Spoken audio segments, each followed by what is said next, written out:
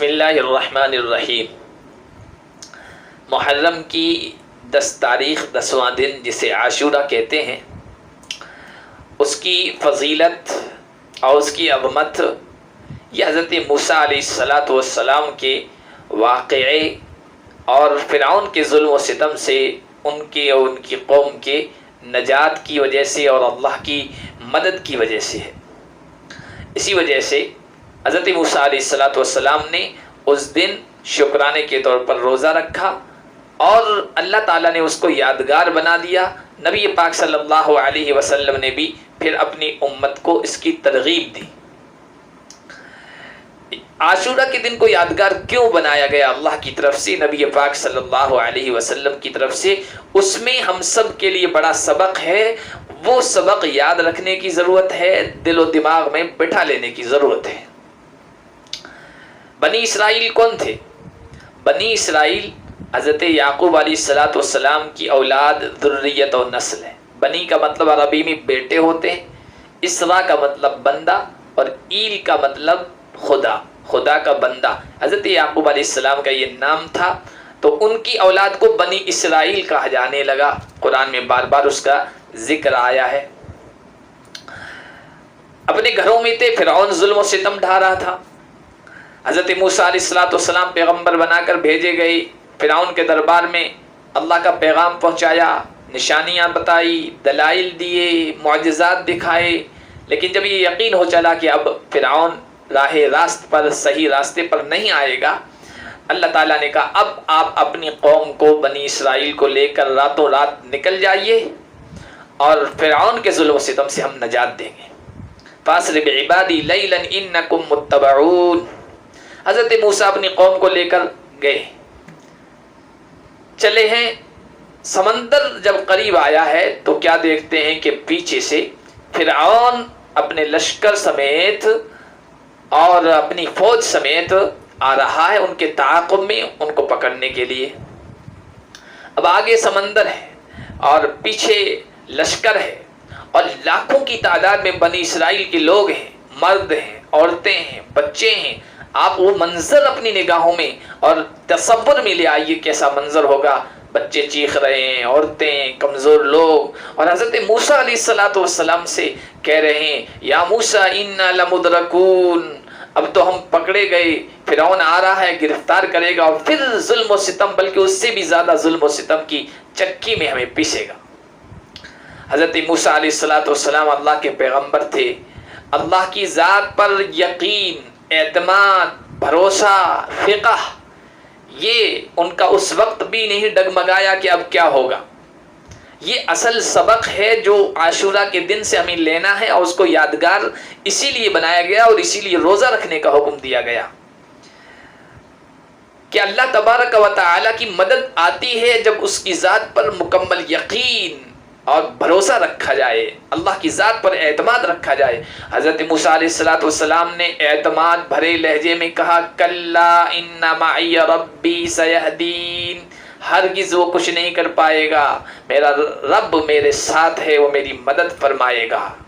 یہ ہے وہ لہجہ اعتماد سے بھرا ہوا، اللہ کی ذات پر بھروسے سے بھرا ہوا کہ کلا ان معی ربی سیہدین۔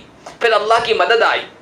حضرت موسیٰ علیہ السلام کے ذہن و دماغ میں بھی یہ بات نہیں آئی ہوگی کہ سمندر پھٹ پڑے گا، اس میں راستے خشکی کے ہو جائیں گے۔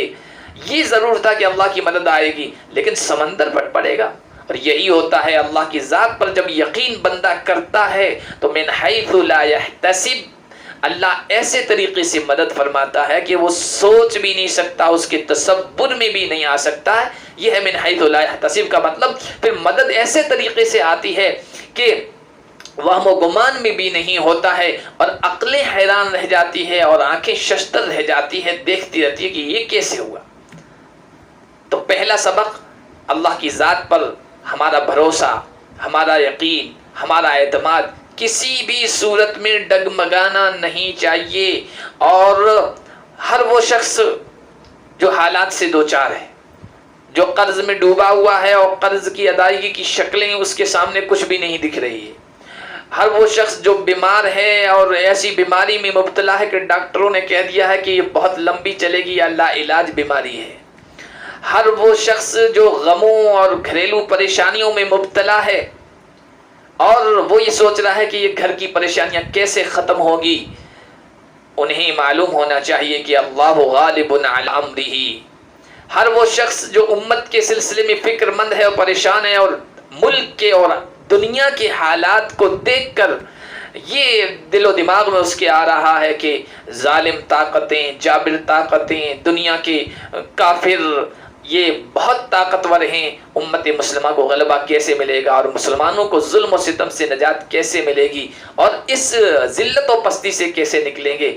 انہیں یہ معلوم ہونا چاہیے کہ اللہ کی ذات پر یقین کر لیں۔ پھر جس طرح موسیٰ علیہ السلام کے لیے سمندر پھٹا ہے، حالات کی یہ کائیاں اللہ کے ایک حکم سے چھٹ جائے گی، کٹ جائے گی اور ختم ہو جائے گی اور اچھے حالات آئیں گے، قرض بھی پورا ہوگا، بیماری بھی دور ہو جائے گی اور صحت اور شفا مل جائے گی، اور گھر کے اندرونی جو حالات ہیں پریشان کن وہ بھی انشاءاللہ ختم ہو جائیں گے۔ بس اللہ کی ذات پر یقین، اللہ کی ذات کے ساتھ اچھا گمان ہمارا ڈگمگانا نہیں چاہیے اور ختم نہیں ہونا چاہیے۔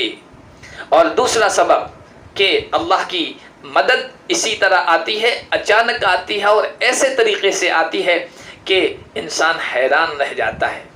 اللہ کی مدد آئی، اللہ کسی بھی صورتحال میں بندوں کو محروم نہیں کرتا ہے اور بے یار و مددگار نہیں چھوڑتا ہے۔